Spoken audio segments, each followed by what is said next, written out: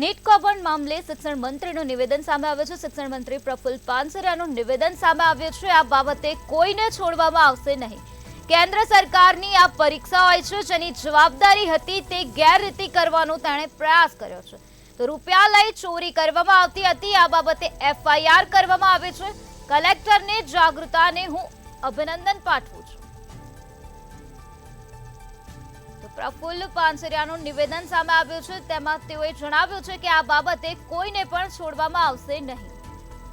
એટલે આમ તો કેન્દ્ર સરકાર દ્વારા MBBS ના સ્ટુડન્ટ માટેની એક્ઝામ હોય છે અને ખૂબ બ્રિલિયન્ટ સ્ટુડન્ટો દિવસ રાત મહેનત કરીને પોતાનો કરિયર બનાવવાનું એક સ્વપ્ન હોય છે અને એમાં એ સાકાર કરવા માટે ખૂબ મહેનત કરતા હોય।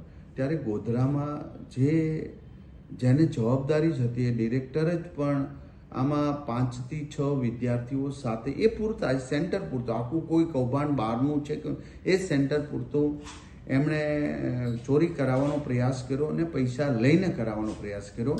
આ જ સરકારની એજન્સીના ડેપ્યુટી કલેક્ટર વગરને આ કૌભાંડ ચોરી કરવાની જાણ થતાં તુરંત જ એના ઉપર FIR કરવામાં આવી છે અને આ જે ચોરી કરાવતા હતા તે સ્ટોપ કરાવ્યો છે જેથી કરીને પૂરા ભારતના સ્ટુડન્ટોને અન્યાય ન થાય। માનો કે આ 6 સ્ટુડન્ટો જો આમાં સફળ થયા હોય તો 6 હોશિયાર સ્ટુડન્ટો રહી જાય।